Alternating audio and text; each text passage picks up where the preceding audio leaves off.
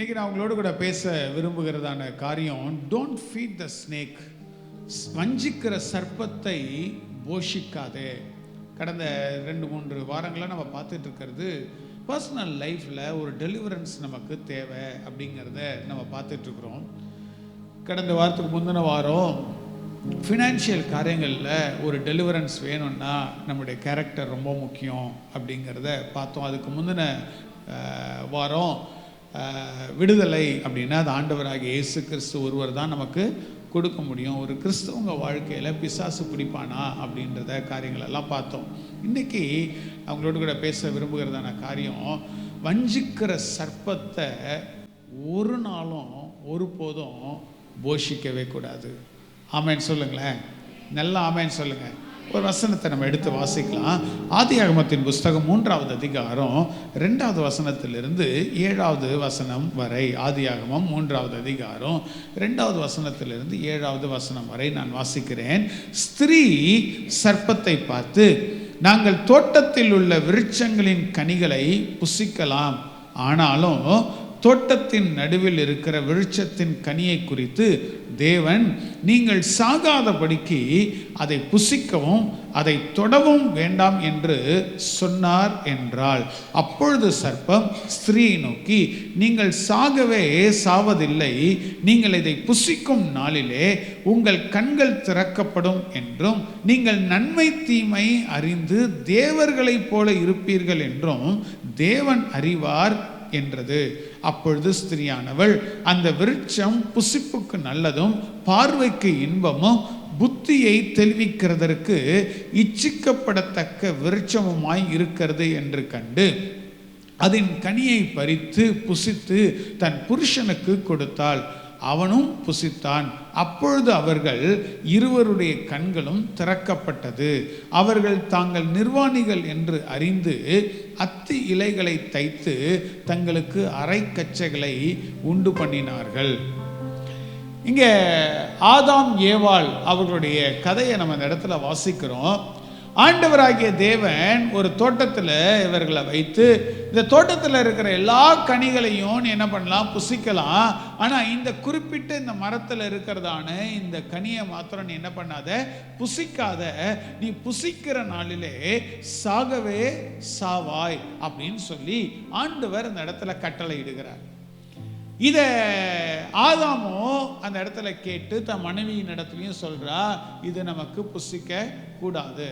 அப்போ அவளுக்கு தெரிஞ்சதுனால தான் இந்த சர்ப்பமானது கேட்கும்போது, இல்லை இதை சாப்பிடக்கூடாது, இதை சாப்பிட்ற நாளில் சாகவே சாவாயின்னு ஆண்டவர் சொல்லியிருக்கிறாரு அப்படின்றத அந்த ஏவாள் என்ன பண்ணுறா சொல்கிறத பார்க்குறோம். ஆமேன்னு சொல்லுங்களேன், நல்லா ஆமேன்னு சொல்லுங்க.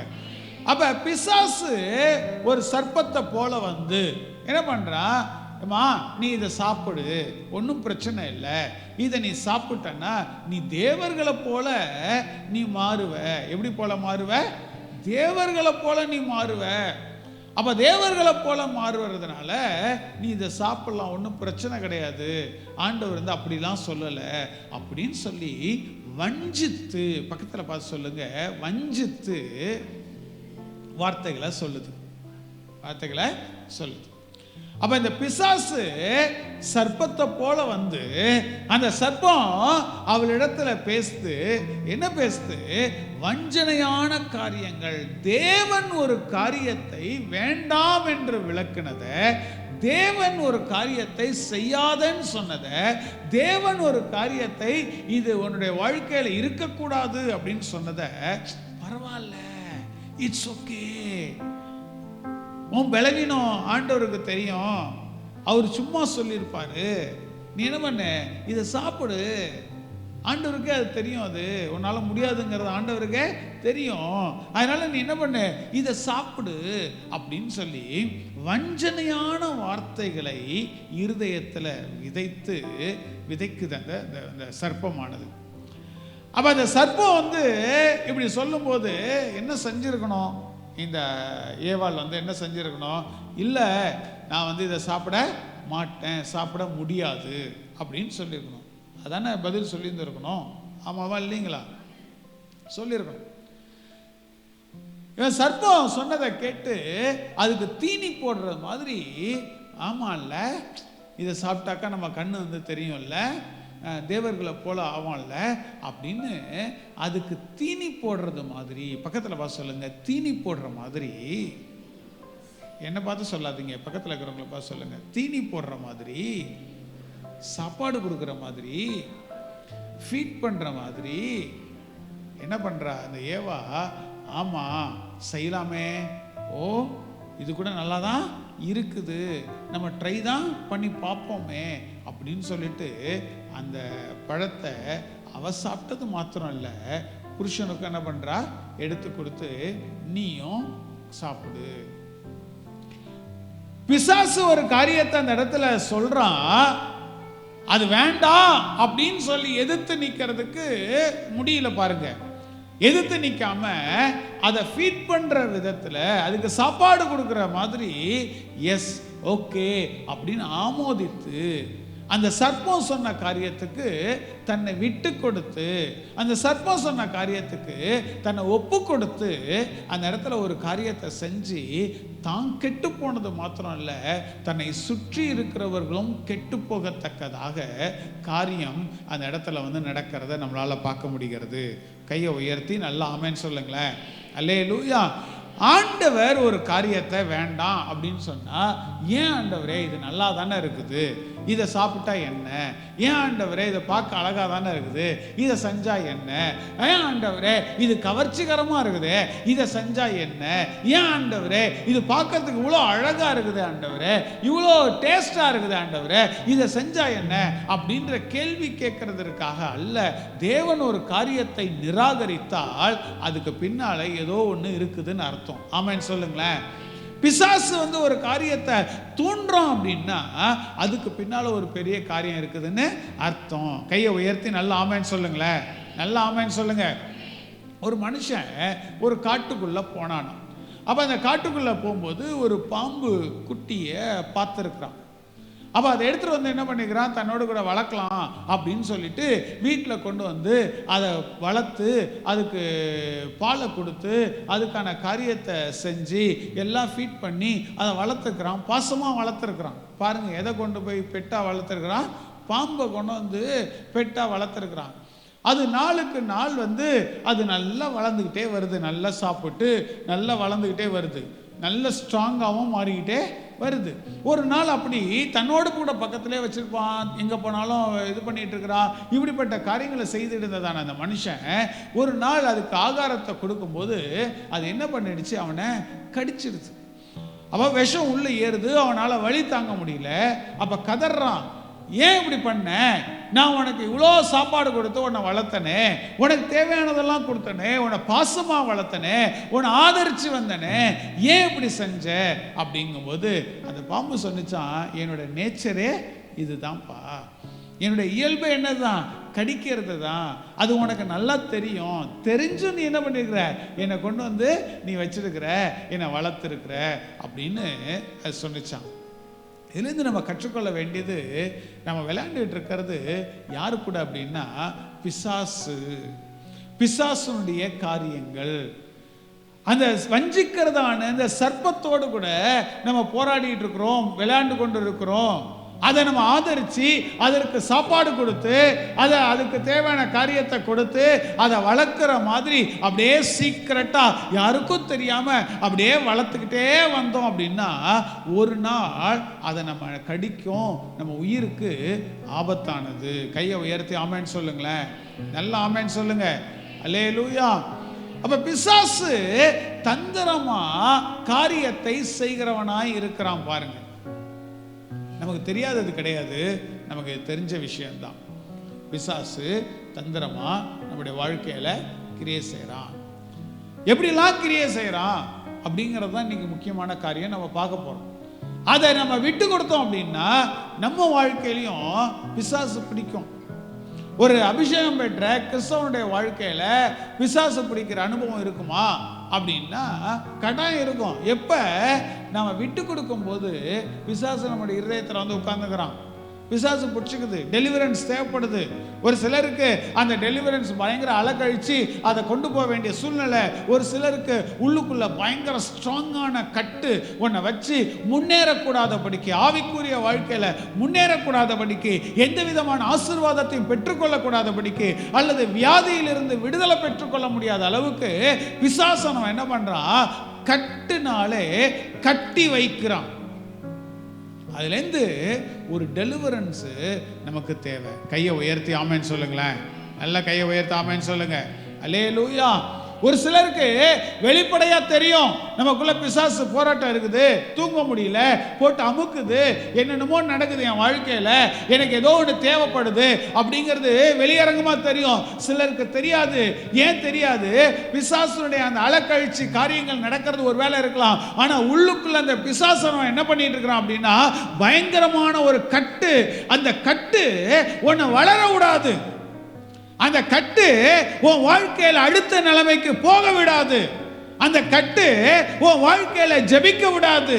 அந்த கட்டு உன்னை வேதத்தை வாசிக்க விடாது.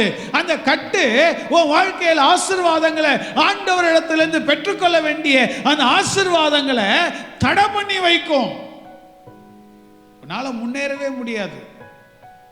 ஒரு மந்தமாவே இருப்போம். ஒரு ஜாய் இருக்காது. இருதயத்தில் ஒரு சந்தோஷம் இருக்காது. என்னமோ இழந்த மாதிரியே இருக்கும். இது எதனால அப்படின்னா, பிசாசு கட்டி வச்சிருக்கிறான் உள்ள. இதுல இருந்து நமக்கு ஒரு டெலிவரன்ஸ் தேவை. கையை உயர்த்தி நல்லா ஆமென் சொல்லுங்களேன். நல்லா ஆமென் சொல்லுங்களேன். அவன் எப்படிலாம் தந்திரமான காரியங்களை செய்யறான். ஒரு வசனத்தை எடுத்து வாசிக்கலாம். அந்த தந்திரங்களை ஆதியாகமம் 4வது அதிகாரம் 7வது வசனம். ஆதியாகமம் 4வது அதிகாரம் 7வது வசனம் நான் வாசிக்கிறேன்.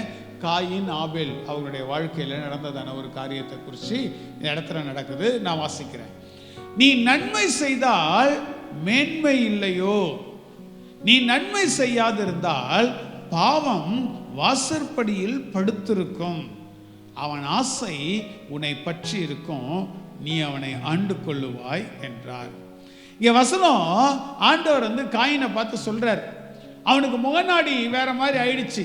அவன் மூஞ்சி சரியில்லை. அப்ப ஆண்டவர் அவனை சந்திக்க வரார். அப்ப அவனை பார்த்து சொல்றார், ஏன் அவனுக்கு மூஞ்சி சரியில்லை? அண்ணன் தம்பிங்க 2 பேரும் போய் ஆண்டவருக்கு பலி செலுத்துறாங்க. ஒருத்தன் ஆபேல் என்கிறவன் என்ன பண்றான்? தன்னுடைய ஆட்டு மந்தையில இருந்து கொண்டு போய் ஆடுகளை அந்த இடத்துல என்ன பண்றான்? ஆண்டவருக்கு பலியா செலுத்துறான். இவன் காயின் என்ன பண்றான்? தான் தோட்டத்தில் இருந்த காய்கறி எல்லாம் கொண்டு போய் என்ன பண்றான்? பலி செலுத்துறான். அப்ப ஆண்டவர் ஆபேலுடைய காணிக்கையை கர்த்தர் அங்கீகரிக்கிறார். பக்கத்துல கூப்பிட்டு சொல்லுங்க, ஆபேலுடைய காணிக்கைய கூப்பிட்டு சொல்லுங்க. கூப்பிட்டா ஏன் கூப்பிடணும் அப்படின்னா, ஒருவேளை அவங்க சொர்க்கத்துக்கு நோக்கி போயிட்டு இருந்தாங்கன்னா, பரலோகத்தை நோக்கி போயிட்டு இருந்தாங்கன்னா அதை தடை பண்ணலாம் நம்ம.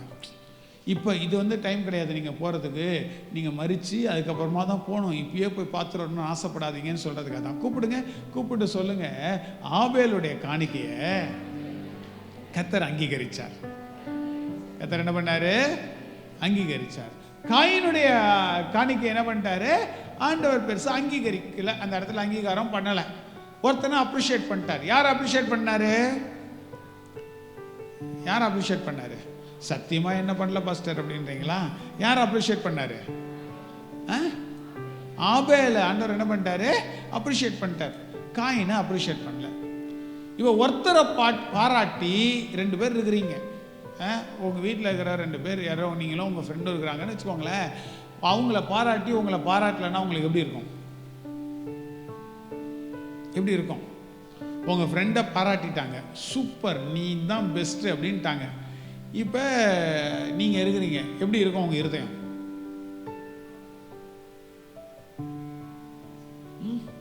சொல்லுங்க சொல்லுங்க, கரெக்டாக நம்ம நடக்கையே சொல்லுங்க. என்ன என்ன எப்படி இருக்கும் இருதயம்?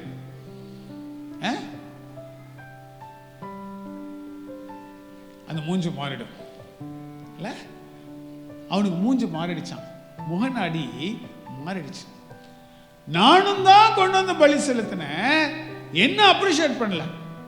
என்ன அவன் மட்டும் பெரிய என்ன வசதியா? அவன் என்ன பெருசாக கிழிச்சிட்டானா? எனக்கு தெரியாதா?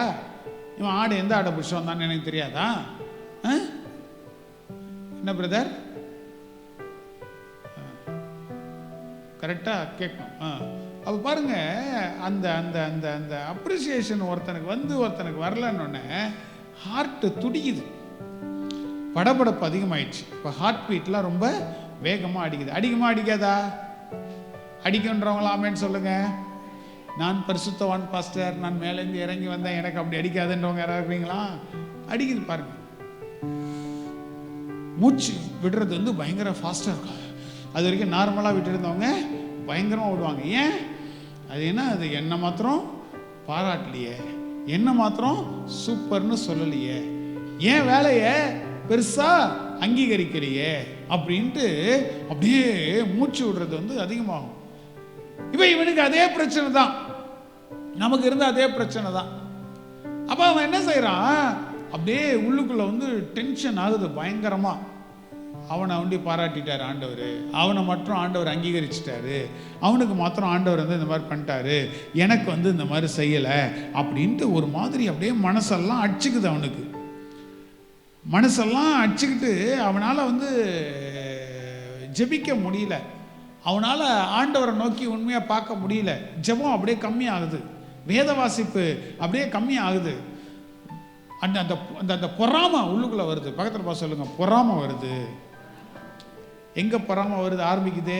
ஒருத்தனை அப்ரிஷியேட் பண்ணி இன்னொருத்தனை அப்ரிஷியேட் பண்ணலன்னா எங்கே என்ன ஆரம்பிக்குதே? பொறாமை வருது. அப்படியே பொறாமை.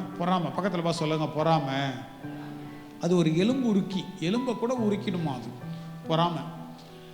அது என்னது, அவங்க பிள்ளைங்களை மாத்திரம் சூப்பராக பாராட்டிட்டாங்க, நம்ம பிள்ளைய வந்து பாராட்டவே இல்லை. அப்படியே கொதிக்கும் பாருங்க உள்ளுக்குள்ள. இந்த ஸ்டவ் மேலே ஏறி உட்காந்துப்பாங்க அவங்க, ஏறி உட்காந்துக்கிட்டு அப்படியே பொறாமை அப்படியே எரியும், உள்ளுக்குள்ள எரியும். நம்ம ரெண்டு பேர் இருக்கிறோம் வீட்டில், ஒருத்தரை பாராட்டி, கணவனை யாராவது பாராட்டிட்டாங்கன்னா வைஃபுக்கு, நான் இவ்வளோ கஷ்டப்படுறேன், இவ்வளோ பாராடுறேன், இவ்வளோ பண்ணுறேன், எல்லாம் செய்கிறேன், வரேன் வைக்கிறேன், நமக்கு ஒரு இது இல்லை. மனைவியை அப்ரிஷியேட் பண்ணிட்டு கணவரை விட்டோம் அப்படின்னா கணவர் வந்து அப்படியே உச்ச மண்டைக்கு அப்படி ஏறும். வீட்டில் அண்ணன் தம்பிங்க பிள்ளைங்க இருக்கிறாங்க அப்படின்னா அந்த பிள்ளைங்க, அது என்ன அவனுக்கு மாத்திரம் பெரிய பிஸ்கெட் கொடுத்துருக்கேன், எனக்கு சின்ன பிஸ்கெட் கொடுத்துருக்குற அப்படின்னுட்டு அப்படி எரியும் பாருங்க. பொறாமை. இந்த பொறாமையை சாதாரணமாக பார்க்கக்கூடாது. பக்கத்தில் பார்த்து சொல்லுங்க, பொறாமையை சாதாரணமாக பார்க்கக்கூடாது. இவனுக்கு பொறாமை வந்துச்சு. யாருக்கு? நான் சொல்கிறத கவனிக்கிறீங்களா, வேற எங்கேயா பார்த்துன்னு இருக்கிறீங்களா? சொல்லுங்க, யாருக்கு? காயினுக்கு என்ன பிரச்சனை வந்துச்சு? பொறாமை. இப்போ பொறாமை என்ன பண்ணுது, அடுத்த நிலைமைக்கு டெவலப் ஆகுது. அது ப்ரெக்னென்ட் ஆகி அது ஒரு குட்டி ஒன்று போடுது. அது என்ன குட்டி போடுது அப்படின்னா கோவம் அப்படிங்கிற குட்டியை போடுது. இப்போ பொறாமை வந்துச்சுன்னா ஆட்டோமேட்டிக்காக அவங்க அப்ரிஷியேட் பண்ணி அப்படியே மேலே போய் இவருக்கு என்ன ஆகும், அப்படியே கோவம். பொறாமை என்னவா மாறுது? இப்போ கோவம். பக்கத்தில் பார்த்து சொல்லுங்க, கோவம். என்ன வருது இப்போ? கோவம். பக்கத்தில் பார்த்து சொல்லுங்க, கோவம். நல்லா சொல்லுங்க, கோவம். அப்படியே பார்த்தாவே எரிஞ்சு விழுறது, அப்படியே எரிஞ்சு விழுறது. வந்துச்சு பார், வந்து உட்கார்ந்துக்குது பார். இந்த இது சும்மா விடக்கூடாது. இவனை வந்து நம்ம வந்து என்ன பண்ணோம், சாகடிச்சிடணும். அப்படியே உள்ளுக்குள்ள அந்த வார்த்தையிலேயே நம்ம என்ன பண்ணிடணும், பண்ணிடணும். அப்படி கோவம் அப்படி உள்ள வருது பாரு. இந்த கோவம் என்ன ஆகுது, டப்புன்னு 10 மாதம் ப்ரெக்னென்ட் ஆகி திரும்ப இன்னொரு குட்டியை போடுது. அது என்னது அப்படின்னா எரிச்சல். பக்கத்தில் பார்த்து சொல்லுங்க, எரிச்சல். எரிச்சல்னா என்னது? அப்படியே உள்ளுக்குள்ள தகன்னு எரியுமா? ஹலோ, என்னதான் சாப்பிட்டாலும் தண்ணி ஊற்றினாலும் அது அணையாது. அது அப்படியே எரியும், அப்படியே தகன்னு எரியும் உள்ளுக்குள்ள, அப்படியே எரிஞ்சுக்கிட்டே இருக்கும். எனக்கு கிடைக்கலையே, எனக்கு நடக்கலையே, எனக்கு பண்ணலையே, என்ன சொல்லலையே, என் வார்த்தை என் பேரை சொல்லலையே, என்னை கூப்பிட்டு உட்கார வைக்கலையே, என்ன நிற்க வச்சிட்டாங்களே, எனக்கு செய்யலையே, என்னை பார்த்து நீ சூப்பர்னு சொல்லலையே, என்னை பார்த்து நீ நல்லா பண்ண அப்படின்னு சொல்லலையே அப்படின்னு அப்படியே தகன்னு உள்ள என்ன பண்ணுது, எரியுது. அப்படியே எரிச்சல் அப்படிங்கிற ஒரு காரியத்தை அது குட்டி போடுது. அந்த எரிச்சல் இப்ப என்ன ஆக்கிடுச்சு, அவனை கொலை செய்யற அளவுக்கு மாத்திருச்சு. பக்கத்துல பார்த்து சொல்லுங்க, எரிச்சல் இப்ப எங்க கொண்டு போய் விட்டுருச்சு அவனை? பாருங்க, உள்ள ஆரம்பிச்ச பொறாம எங்க கொண்டு வந்து விட்டுருச்சு? எங்க கொண்டு வந்து விட்டுருச்சு? கொலை செய்யறதுக்கு விட்டுருச்சு பாரு. அவன் ஃபீட் பண்றான், பாம்புக்கு ஃபீட் பண்றான். அந்த பொறாமை வரும்போது அதை டீல் பண்ணல. அந்த பொறாமை வரும்போது நோ, நான் செய்யறது தப்பு, ஏன் சகோதரன் தானே அப்படின்னு அவன் பார்க்கல. அவனுக்கு அது நடந்த உடனே அவனால் அக்செப்ட் பண்ணிக்க முடியல. ஆண்டவர்கிட்ட போய், ஆண்டவரே என்னால் முடியல, எனக்கு ஏதாவது கிருபை தாங்க, நான் இதை ஜெயிக்கணும்னு கேட்கல. கேட்காததுனால எஸ் எஸ் அவன் இப்படி ஆயிட்டான், நம்ம இப்படி ஆயிட்டோம், அவன் இப்படி ஆயிட்டான், நம்ம இப்படி ஆயிட்டோம், அவன் இப்படி ஆயிட்டான், நம்ம இப்படி ஆயிட்டோம் அப்படின்னு அந்த எரிச்சல், அந்த அந்த பொறாமை கோபத்தை உண்டாக்கி, கோபம் எரிச்சலை உண்டாக்கி அப்படியே அதை ஃபீட் பண்ண யாரை ஃபீட் பண்ண? யாரங்க ஃபீட் பண்ண? அவன் ராஜா யாரங்க ஃபீட் பண்ணா? பாம்பை. பக்கத்தில் போய் சொல்லுங்க, பாம்பை. வஞ்சிக்கிற பாம்பை சாப்பாடு கொடுத்து ஊட்டி வளர்க்குறாங்க ஒவ்வொரு நாளும் தான் வாழ்க்கையில். சபையே வாழ்க்கையிலும் இப்படி தான். ஒரு சின்னதாக பொறாமையில தான் ஆரம்பிக்கும். என்னை காட்டிலும் இவங்க பெரிய ஆயிட்டாங்களே அப்படின்னு ஆரம்பிக்கும். என்னை காட்டிலும் இவங்களுக்கு சம்பளம் அதிகமாக வந்துச்சு அப்படின்னு ஆரம்பிக்கும். என்னை காட்டிலும் இவங்க ரொம்ப அழகாக இருக்கிறாங்களே அப்படின்னு ஆரம்பிக்கும். என்னை காட்டிலும் இவங்க நல்லா சுகமாக இருக்கிறாங்களே அப்படின்னு ஆரம்பிக்கும். என்னை காட்டிலும் இவங்க நிறைய பொருள் வாங்குறாங்களே அப்படின்னு ஆரம்பிக்கும். என்னை காட்டிலும் இவங்க அதிகமாக செய்கிறாங்களே அப்படின்னு ஆரம்பிக்கும். என்கிட்ட வந்து பேசுறதை காட்டிலும் இவங்கள்ட்ட நிறைய பேர் பேசுறாங்களே அப்படின்னு ஆரம்பிக்கும். விடாத. அதை நீ சாப்பாடு கொடுத்து வளர்த்த அப்படின்னா பிசாசு உனக்குள்ள வந்துருவான். நீ அலக்கழிச்சு எப்படிலாம் கத்த மாட்டா ஒரு வேலை. ஆனா பிசாசு உள்ளுக்குள்ள உன்னை சாப்பிட்டுக்கிட்டே இருப்பான். உங்ககிட்டேருந்து மாம்சத்தை சாப்பிட்டுட்டே இருப்பான், மாம்சத்தை சாப்பிட்டுட்டே இருப்பான், மாம்சத்தை சாப்பிட்டுட்டே இருப்பான், மாம்சத்தை சாப்பிட்டுட்டே இருப்பான். உன்னால் செயல்பட முடியாது. உன்னுடைய காரியங்களெல்லாம் கட்டி வச்சிருவான். நீ ஜெபிக்க முடியாது, நீ வேதம் வாசிக்க முடியாது, நீ உண்மையாக கர்த்தரை நோக்கி ஆராதனை செய்ய முடியாது, உண்மையாக நீ ஆத்துமாதாயம் செய்ய முடியாது. சுயநலத்தில் போய் மாட்டிப்ப, இல்லாத காரியங்களில் போய் மாட்டிப்ப. பிசாசானவன் வஞ்சிக்கிற ஒரு சர்ப்பம். அவன் அந்த சர்ப்பத்தை நீ ஃபீட் பண்ணவே பண்ணாத. அப்பதான் ஆண்டவர் சொல்றாரு, என் முகநாடி வேறுபட்டுருச்சு, பொறாமை வந்துருச்சு, எலும்புருக்கிய போல அந்த பொறாமை வந்துருச்சு, கோபம் வந்துருச்சு, வைத்தறிச்சல் வந்துருச்சு.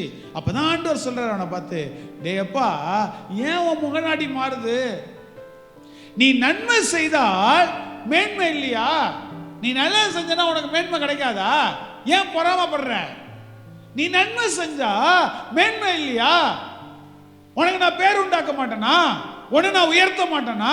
உனக்கான காரியத்தை நான் செய்ய மாட்டேனா? நன்மை செய்ய பழகு. அதை விட்டுட்டு மூஞ்ச தூக்கி வச்சுட்டு உட்கார்ந்துக்கிற.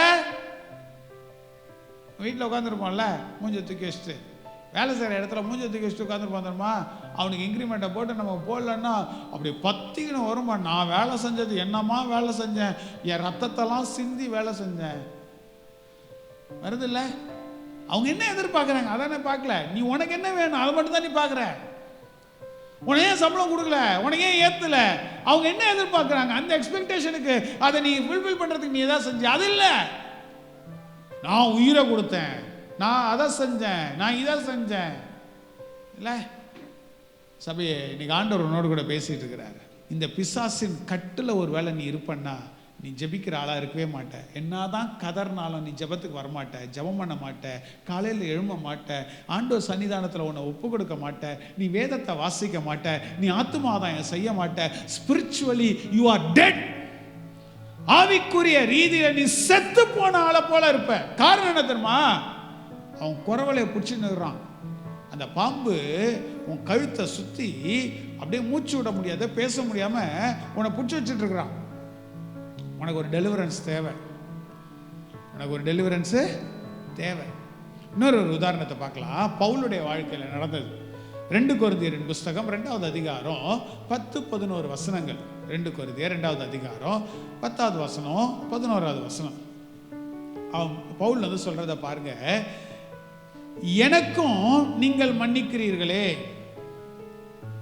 சாரி, எவனுக்கு நீங்கள் மன்னிக்கிறீர்களோ அவனுக்கு நானும் மன்னிக்கிறேன், மேலும் எதை நான் மன்னித்திருக்கிறேனோ அதை உங்கள் நிமித்தம் கிறிஸ்துவனுடைய சன்னிதானத்திலே மன்னித்திருக்கிறேன். சாத்தானாலே நாம் மோசம் போகாதபடிக்கு அப்படி செய்தேன். அவனுடைய தந்திரங்கள் நமக்கு தெரியாதவைகள் அல்லவே. சொல்றா, நான் மன்னிக்கிறேன். ஏன் தெரியுமா மன்னிக்கிறேன்? பிசாசுடைய தந்திரம் எனக்கு தெரியும். நான் ஒருவேளை மன்னிக்காத ஒரு ஆளாவே இருந்துட்டேன் அப்படின்னா இவன் குறவலைய பிடிச்சிருவான். நான் மன்னிக்காமே இருந்தேன்னா அவனுக்கு நான் ஆகாரத்தை ஊட்டி விட்டுட்டு இருக்கிற மாதிரி இருக்குது. என் வாழ்க்கையில கோபத்தோட, எரிச்சலோட, பொறாமையோட, மன்னிக்க முடியாத இருதயத்தோட இப்படியே நான் இருந்துட்டேன் அப்படின்னா இந்த பிசாசுக்கு நான் டெய்லி காலையில, மதியம், ராத்திரின்னு சொல்லிட்டு ஊட்டி விட்டுக்கிட்டே இருக்கிற மாதிரி இருக்குது. அவன் ஊட்டிக்கிட்டே இருந்தானா அவன் ஸ்ட்ராங்கா வளருவான். ஒரு நாள் அவன் என்னை நெருக்கி போடுவான், என்னை சாகடிப்பான் அப்படிங்கிறது தந்திரத்தை நான் தெரிந்தபடினால நான் மன்னிக்கிறேன் அப்படின்னு சொல்றான் பவுல். கையை உயர்த்தி நல்லா ஆமென் சொல்லுங்களேன். நல்லா ஆமென் சொல்லுங்க. சபையை இன்னைக்கு ஆண்டவர் நம்மோடு கூட பேசிட்டு இருக்கிறாரு. உன் வாழ்க்கையில உன் குணாதிசயம் எப்படி இருக்குது? மன்னிக்கிற இருதயம் இருக்குதா? ஏத்துக்கிற இருதயம் இருக்குதா? சமாதானமா போற இருதயம் இருக்குதா? போட்டி இருக்குதா? பொறாம இருக்குதா? எவ்வளவு பொறாம பிடிச்சி நம்ம உட்கார்ந்து இருக்கிறோமா? எரிச்சலின் ஆவி அப்படியே எரிஞ்சுக்கிட்டு இருக்கிறோமா?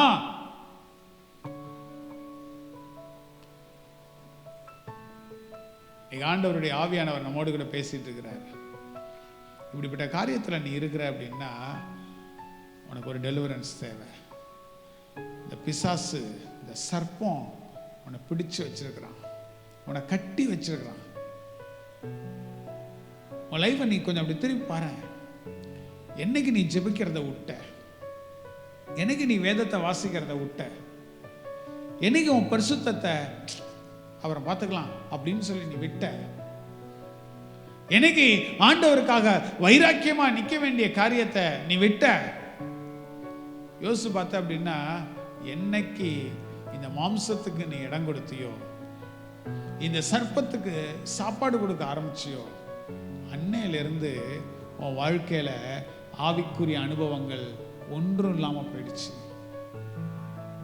நீங்க ஆண்டவர் என்னோடு கூட பேசிட்டு இருக்கிறாரு. உனக்கு ஒரு டெலிவரன்ஸ் கட்டாயமா தேவை. இந்த சர்ப்பம் சிலருடைய கழுத்தை நெரிச்சிட்டு இருக்கு. இந்த சர்ப்பம் சிலருடைய சரீரத்தில் அப்படியே சுருட்டி அவங்க வாக் பண்றதே இல்லை, அவங்க நடக்கிறதே இல்லை. அந்த அந்த சர்ப்பம் நடத்துகிற பாதையில நீ நடந்துகிட்டு இருக்கிற.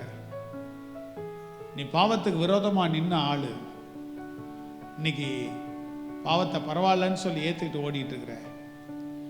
பாவம் செய்யக்கூடாதுன்னு சொல்லி உன்னை ஒப்பு கொடுத்த ஆளு, நான் பாவம் செய்ய மாட்டேன் ஆண்டவரே அப்படின்னு சொல்லி கமிட் பண்ண ஆளு, நான் பாவத்துக்கு விரோதமா நிப்ப ஆண்டவரேன்னு சொன்ன ஆளு, இன்னைக்கு பாவத்தை தாராளமா செஞ்சிட்டு இருக்கிற.